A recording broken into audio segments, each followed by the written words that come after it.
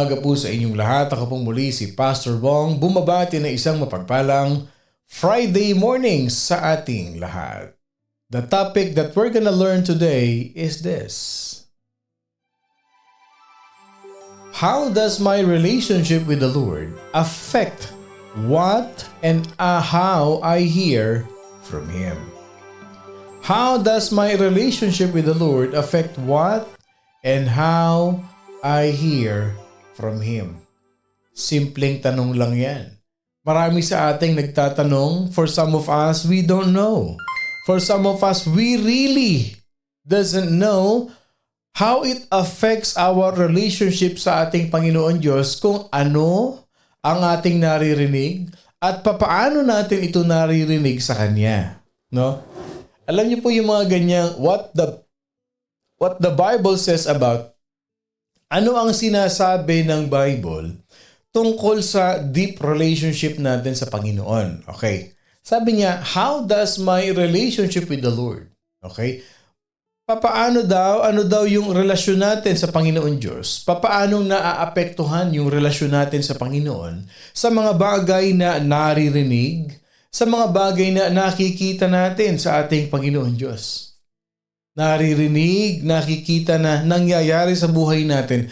How does it affect our relationship with God? Okay, simpleng logical explanation. Halimbawa, may magkaibigan, Sa magkaibigan, ang tiwala is very important. That is why relational, yung relasyon, importante yan, kapatid, So, papaanong naapektuhan ang relasyon ng isang magkapatid, ng isang magkaibigan, sa mga bagay na naririnig nila sa bawat isa? Sa mga bagay na nakikita nila sa bawat isa?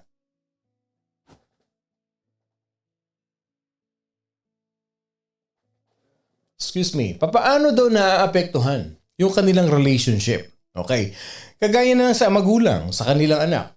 Pagka ang isang ama o ang isang ina naririnig palagi, yung mga negativities, may mga magulang talaga na sometimes hindi maiwasan, yung nagbibigay ng mga bad connotations sa anak. Yung imbis na encourage, nadi-discourage. It affects their relationship with each other. Unang-una, nakakawala ng respeto.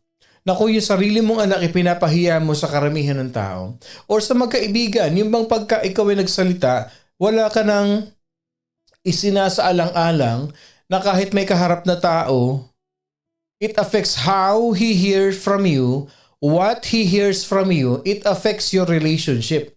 Halimbawa nga na wala kang excuse man lang, hindi mo nire-respeto na kahit may tao, tuloy ka pa rin, may ginawa ka pa rin, may sinabi ka pa rin sa kanya, nakaka-apekto yun sa relationship yung dalawa, even sa mag-asawa. Ano ba yung tinuturo natin? Wag na wag ninyong ko-contradict. Wag na wag ninyong ipapahiya ang inyong mga asawa sa harap ng inyong mga anak because it will affect your relationship. Importante sa ating Panginoon Diyos yan. Paano nakaka-apekto yung relationship natin sa Panginoon Diyos sa lahat ng mga naririnig? Ano man ang naririnig natin mula sa Panginoon. Importanteng maintindihan natin ngayon yan, mga kapatid. Ang foundational verse natin dyan, when I was reading this, itong verse na ito sa book of Psalm, I was in the book of Psalm nowadays. Nung binabasa ko ito, dito lumabas yung tanong sa aking isip. Ano nga ba sinasabi ng Biblia tungkol sa relationship natin, yung other side or deeper side ng relationship natin kay Lord? Sabi na aklat ng awit, the book of Psalm 79:13, so we, your people, and sheep of your pasture, will give you thanks forever. We will show forth your praise to all generations. Psalm 79:13, so we, your people, and sheep of your pasture, will give you thanks forever. We will show you forth your praise to all generations. Pag binasa natin ito, parang, ano sinasabi nito? We are the sheep and He is our pastor. He is our shepherd, mga kapatid. Sabi dito, our relationship with God, we give thanks to the Lord forever. Tapos hindi lang we will give thanks to the Lord forever. We will show Ipapakita pa natin in advance yung ating praise sa lahat ng generation. Ipapakita, ituturo natin kung paano tayo makipag-relationship sa Panginoon Diyos. Importante ito. Okay? Yung naririnig natin sa Kanya, sa Panginoon Diyos, of course, coming from the Bible, natandaan niyo po si Pastor Bong, speaker lang po ako dito. Ako lang po ang ginagamit ng Panginoon. But the reality is the Lord is always speaking to us every morning through this platform, Morning Devotion. So, natutunan natin ang praise, natutunan natin ang worship, natutunan natin how to bind Satan because Satan is the one who hinders us in praising and worshiping the Lord.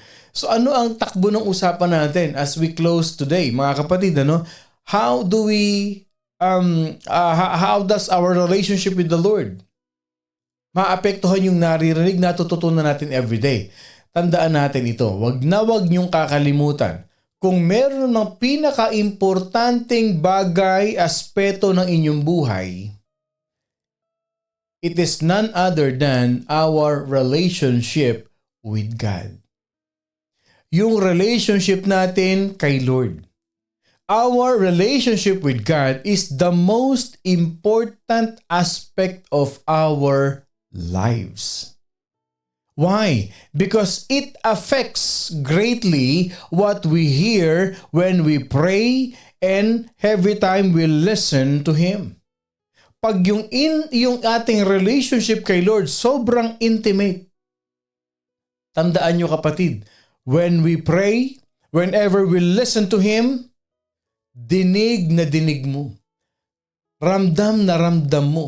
Pag ang relationship mo kay Lord, intimate. Kaya, yung relationship natin kay Lord, paano maaapektuhan yung naririnig natin? Paano maaapektuhan yung nakikita nating pagkilos ng Panginoon Diyos sa buhay natin? It depends on how deep our relationship with God. Bakit? Pag ginawa mong pinaka-importanting bagay sa buhay mo, yung relationship mo kay Lord, I'll tell you this, you are a powerful person. Pag sobrang intimate ka kay Lord, all the power of God is in you. At tandaan niyo mga kapatid, the only message that an unbeliever will ever hear from God is that he is a sinner who needs Jesus as his Savior. Meron tayong step 1, 2, 3. Unbeliever siya. Believer ka. Anong pinagkaiba niyong dalawa? Ang pinaka-powerful message na maririnig ng isang unbeliever, okay, is he is a sinner and he needs Jesus in his life. However, ikaw naman, na pag tumanggap ka na kay Lord, makikita mo na, maririnig mo na kung ano ang mga ipinapagawa ni Lord sa iyo kasi may relationship na kayo. May relationship na kayo, kapatid. So pag may relationship na kayo, that's the time na pwede ka na niyang utusan. That's the time na pwede mo na siyang pakinggan, pwede ka nang magsumbong, pwede ka nang humingi, pwede ka nang gumalaw, pwede ka nang mamuhay ng ayon sa kanyang standards at ayon sa kanyang protocols and commands. Pero yung unbeliever, wag mong i-expect yun. Bakit? Kasi kailangan mo na yung ma-establish yung kanyang relationship kay Jesus Christ. Saan ka nakakita ng isang ama, okay, sa isang tao na hindi mo pa kilala? Hindi mo pa kilala, uutusan ka na, susunod ka ba sa taong hindi mo kilala? Not unless babayaran ka. Set aside mo yun. Because we are talking about relationship. Hindi mo kilala. Suddenly you met a stranger. Tapos sabi niya ganito, baguhin mo yung buhay mo ha, umayos ka. What would you feel? What would you feel? Ngayon mo lang nakita, nagkausap lang kayo for some. Halimbawa, nagtanong lang sa'yo ng direction tapos sabihin sa'yo, kunin mo nga yung sasakyan ko roon, linisan mo nga yung sasakyan ko. Hello? Who you? Tama? Who you? So an unbeliever, you don't expect na may ipagagawa ka agad si Lord sa kanya. Of course, the very powerful message is, I am the Lord. You need me. You're a sinner. You need to be saved. Yan ang starting point. Relationship, mga kapatid. So in the life of the believer, so ang unbeliever, wala siyang ibang maririnig na message kay Lord, kundi I am your Savior. Until that person knows Christ as his personal Lord and personal Savior, he will not hear God speak on any other subject except salvation. Tandaan nyo yan. Tandaan nyo po yan, mga kapatid. That is biblical. Until that person accept Jesus Christ as his Lord and personal Savior, wala siyang ibang maririnig na mensahe mula sa Panginoon kung hindi salvation. Kaya nga meron tayong tinatawag na starting up your new life with Jesus Christ. Pag meron tayong na-invite sa church, meron tayong sinama sa cell group natin, meron tayo sa Bible study natin, tinuturuan natin ng 10 fundamental lessons, yung 10 lessons ng starting up your new life, and it includes salvation, repentance, belongingness in the church, forgiveness. Foundational yon, mga kapatid.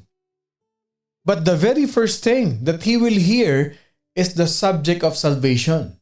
Okay? So in the life of a believer, sa isang tao naman na may pananalig na, may pananampalataya, may relasyon na sa ating Panginoon Diyos, meron na tayong tinatawag na speaker-hearer relationship. Yes, meron ng speaker-hearer relationship. Nagsasalita ang Panginoon Diyos, naririnig na natin. May instruction si Lord, sinusunod na natin. May inuutos si Lord, nagiging obedience na tayo. Bakit? Because we have established that kind of relationship. Kaya nga ang tanong how does our relationship with the Lord affects what and how we hear from Him? Okay? So ano yung speaker-hearer relationship? First, we are saved. We are saved, mga kapatid. When by faith, we receive Jesus Christ as our personal Savior, the Bible says we are born again.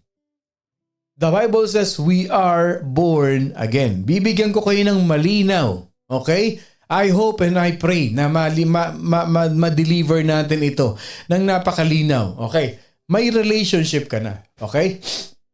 Meron na tayong hearer and speaker relationship because it has two main features. Okay? Yung relationship natin kay Lord, may dalawang bagay yan. Okay? It has two main concept or features. Yun yung number one. First, we are saved. By faith, we have received Jesus Christ as our Lord and personal Savior. Ang sabi ng Bible dyan, we are born again. Bakit? Because God takes us from the kingdom of darkness and put us and places us into the kingdom of light. Kaya tayo na born again. Nung tinanggap natin ang Panginoong Jesucristo bilang ating Diyos at tagapagligtas, na born again na tayo.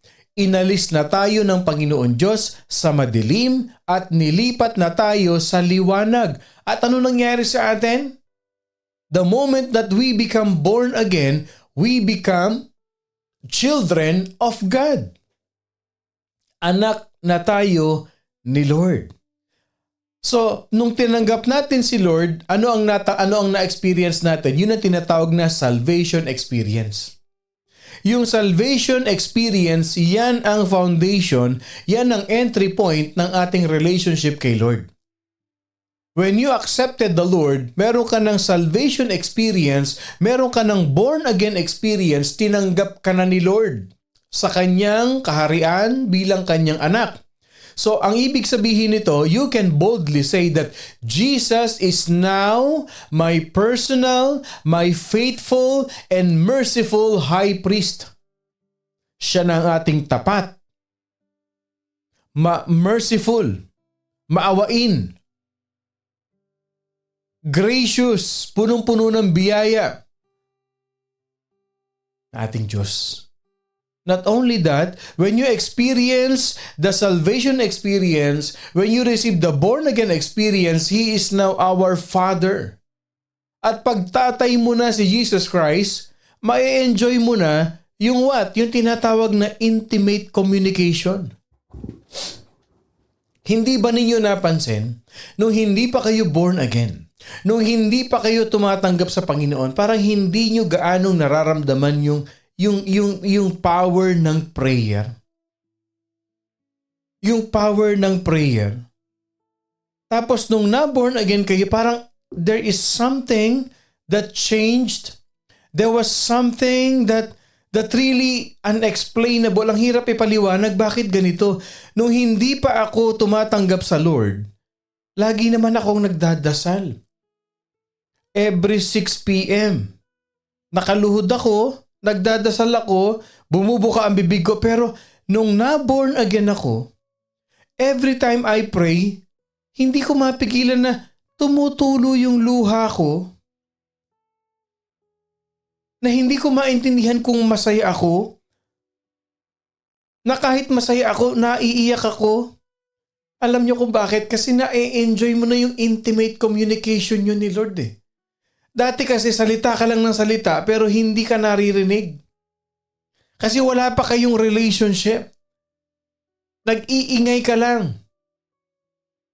Pero nagkaroon na kayo ng relationship, dinig na dinig ka na niya. Siguro sasabihin ng iba, grabe naman si Pastor Bong. Hindi pala ako naririnig ng mga panahon na yon. Hindi ako may sabi niyan. Bible. Ano sabi ng Bible?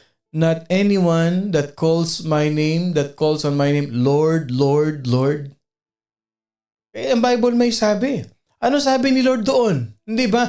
Depart from me, I do not know you, you doers of evil. O di hindi ako may sabi. Eh sino lang ba yung pwedeng lumapit? Sinong pwedeng humingi? Eh di yung may relationship sa Panginoon. Eh paano ka makakapag-establish ng relationship mo kay Lord? Eh di tanggapin mo siya bilang Lord and personal Savior. And you will experience that salvation experience. You will have the born again experience. Ine-exclude ba natin ang ibang mga religion? Tandaan ninyo, religion will never save you but your relationship with God. Uulitin ko, the most important aspect of your life is your relationship with God, not religion. That's true. Hindi ako ang may sabi. Si Jesus. And even He Himself says, I am the way, the truth, and the life. No one comes to the Father except through me. Can I see an amen to that? Can I see an amen to that? Eh kaya ako pinagmamalaki si Jesus Christ. Kaya ako dineclare kanina, Jesus is my Lord. Kasi I have the right to declare that He is my Lord. Bakit? Eh may relationship kaming dalawa eh. Tinanggap ko siya sa buhay ko eh. Tinanggap niya ako sa family niya eh. Can I see an amen to that? If you believe and agree with what we are discussing here, kaya ano yung naririnig natin kay Lord? Ano yung nakikita natin na ginagawa ni Lord sa buhay natin? It affects our relationship with God. Eh, huwag ka nang magtaka. Very, very logical example. Ang tagal-tagal mo na dun sa religion mo na yan. Eh, bakit hindi naaalis yung bisyo mo dyan? Bakit ganun pa rin? Kung magmura ka, wagas. Kung magsalita ka, wagas. Pero the moment na tinanggap mo si Lord, bakit may nabago sa'yo? Bakit hindi na ikaw yung dating ikaw? Kasi nga meron na kayong relationship. Jesus is working in your life. And the more you hear God, the more you hear His Word, the more you trust His Word, the more you see how He works in your life, it affects your relationship with Him. Ano nangyayari? You become deeper and intimate with God. Ang ganda niyan, kapatid. He is our Father and you are now enjoying your intimate communication with God. Hindi mo na kailangang, you don't have to stand on the perimeter looking on the distance para makita mo lang yung presence niya. Hindi mo na kailangan makipagsiksikan. Baka maapakan ka pa para lang mahipo mo ang Panginoon Diyos. Hindi mo kailangang pumila ng mahaba. I'm telling you this. Hindi mo kailangang pumila ng mahaba, magbilad sa araw, makipaggitgitan, umakyat doon, You don't have to do that, kapatid. You are a child of God. Jesus is your Father. Jesus is your Lord. He is your Master. Every time you need Him, you just close your eyes, you just praise Him, you just worship Him, and you will feel the presence of God in your life. Amen to that. How many of you will say amen? Sino dito makakapagpatotoo niyan? Yung old religion natin, isipin mo, magbabiyahe ka ng pagkalayo-layo. Pupuntahan mo para lang maramdaman mo yung presensya ni Lord. Sabi ni Lord, teka muna. Teka muna. Bumaba ka lang sa gilid ng kama mo. Ipikit mo yung mata mo. Mag-praise ka sa akin, mag-worship ka sa akin. Nandyan na ako sa tabi mo eh. Nandyan na ako sa tabi mo, anak. Magsumbong ka na sa akin. Magpasalamat ka na sa akin. You don't have to go there just to feel my presence whenever you feel down. Lalo pa nga, pag nagpe-praise and worship tayo every Sunday, nandyan si Lord sa atin. May manifestation presence si Lord sa atin. Mga kapatid, alam nyo, Jesus has paid the price of our relationship with God through His blood. Para ngayon, we are now tinatawag nating full-fledged member of His family. And you are sitting daily before the Lord. And you are totally secure in what? In His sonship. Secured ka na. Anak ka ni Lord, kapatid. It is all about our relationship with God. It's not about the religion, I'm sorry to say. But if you are new here in morning devotion, we are talking about relationship and not religion. Yes. So first, ano yung speaker and hearer relationship? First, we are saved. First, we are saved. Pangalawa. Second thing is this, we are identified with Him. Unang-una, yung salvation natin, tignan ninyo ha, tignan niyo yung relationship natin ha. Binigyan ko lang kayo ng 2 points. Okay. Unang-una, yung part 1 ng ating relationship kay Lord, yung salvation natin. First, we are saved. Yung salvation natin, it takes care of our eternal security. Okay? Yun ang first point. Yung salvation natin, it takes care of our eternal security. Ibig sabihin, yung kaligtasan natin, habang buhay. Okay? Pangalawa, yung identification natin, it takes care of our daily walk. O tinatawag nating daily victorious walk with Jesus. Yun yung identification. It covers our daily walk of victory. By identification, it means that Christ's life is now mine and mine is His. Kaya speaker-hearer relationship. Pag na-identify ka na anak ka na ni Lord, ibig sabihin, yung buhay ni Lord nasa iyo na. At yung buhay mo na kay Lord na. Kaya nga sabi ni Paul in Galatians 2:20, it is no longer I who live, but Christ lives in me. Identification ang tawag doon. Una, na-encounter niya si Jesus Christ.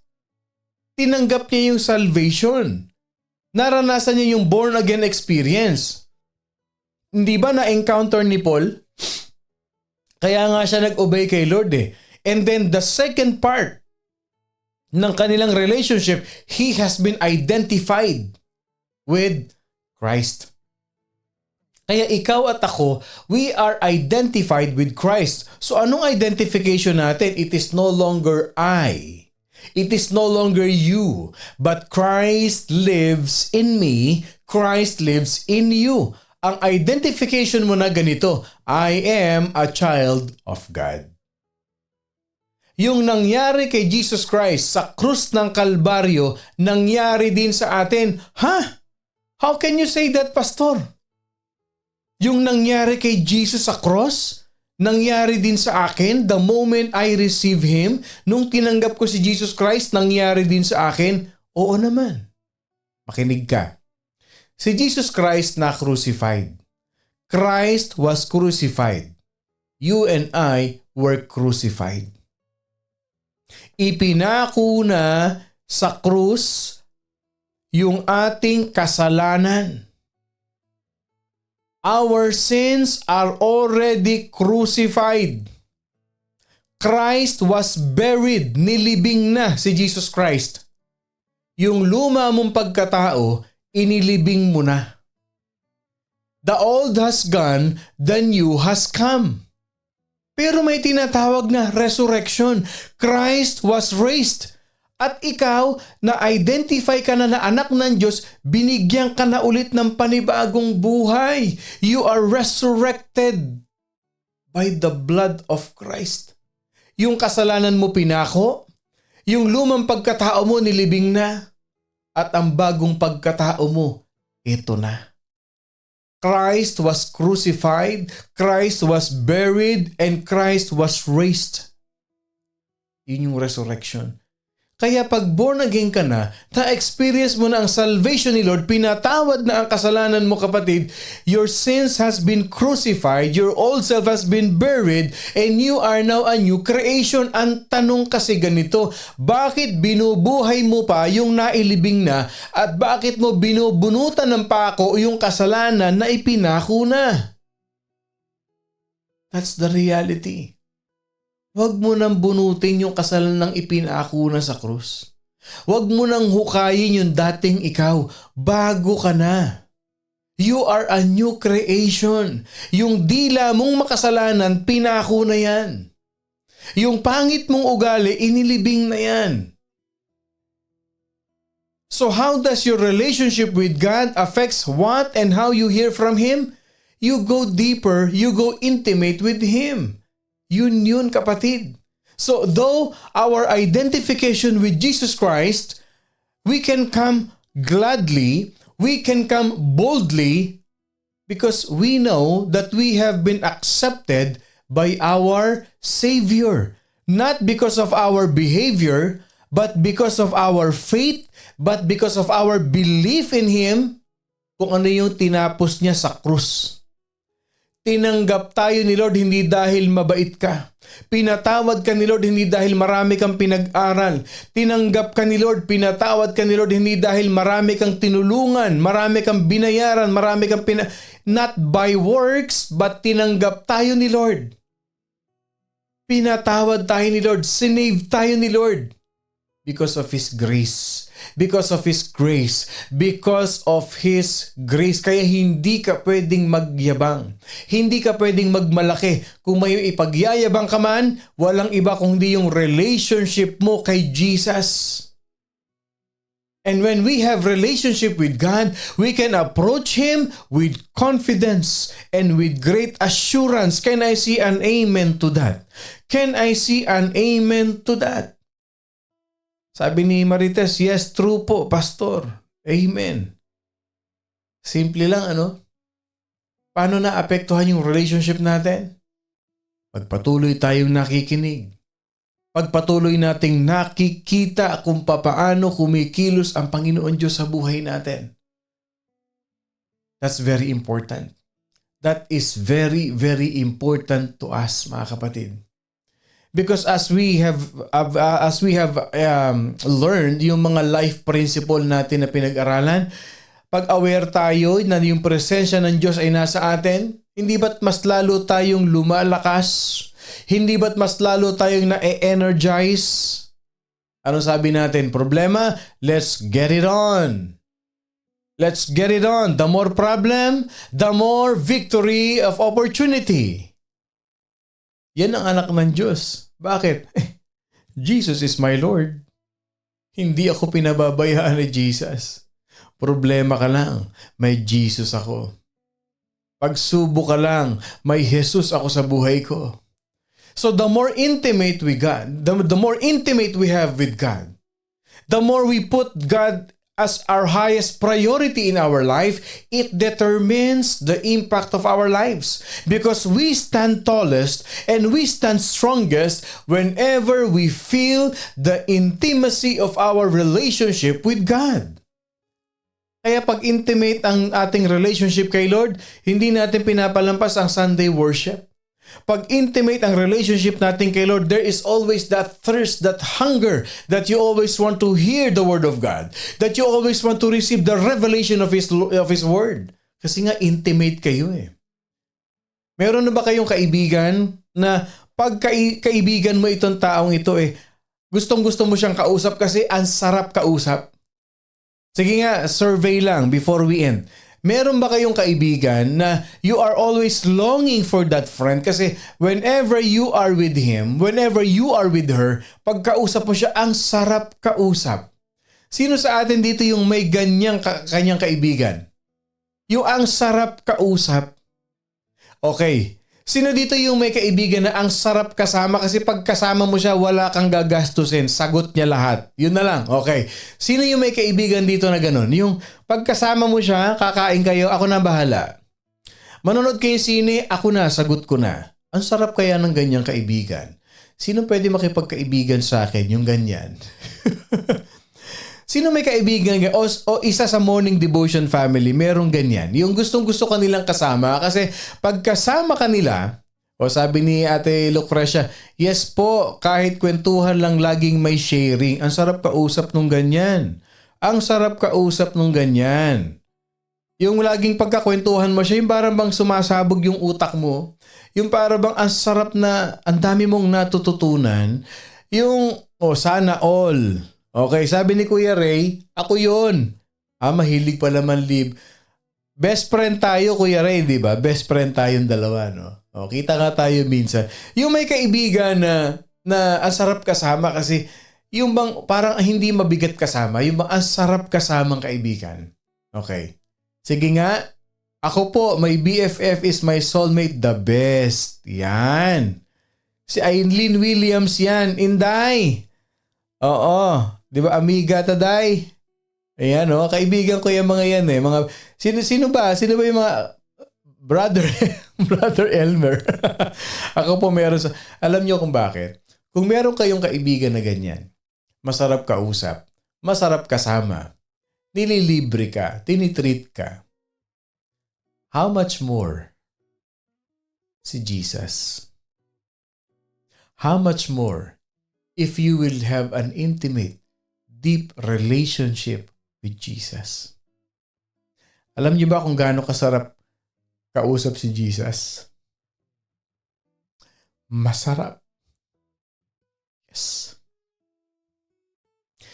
Pagkausap mo si Jesus Christ, hindi mo maririnig sa iba yung sasabihin niya sa'yo. Iba yung wisdom ni Jesus. Pagkakwentuhan mo si Jesus Christ, binubuka pa lang niya yung bibig niya, kikilabutan ka na. Naririnig mo yung boses niya, lumalakas ka na. Ganyan si Jesus Christ sa atin. Ganyan si Jesus. I believe in my heart that we have received a very powerful revelation with the Lord today.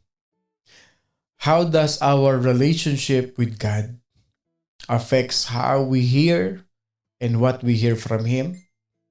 Para sa akin, napakalaki ng epekto ng naririnig ko at nakikita ko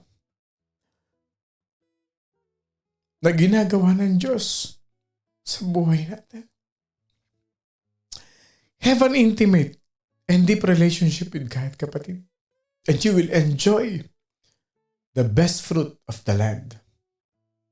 And as you enjoy the presence of God in your life, wala tayong problema na hindi natin malalampasan. Magandang umaga po sa inyong lahat. Ako pong muli si Pastor Bong, bumabati na isang mapagpalang Friday morning sa ating lahat. Lagi niyong tatandaan, the more you hear the Word of God, the more you see the power of God move in your life, it affects our relationship with God. At ang effect, it becomes stronger, deeper ang ating relationship kay Lord.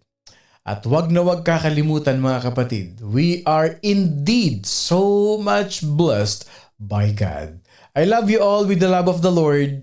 At sa linggo po, napakaganda ng mensahe ng Panginoon Diyos para sa ating lahat. Do not miss our Worship Sunday, mga kapatid. Ingat kayo. Enjoy your day.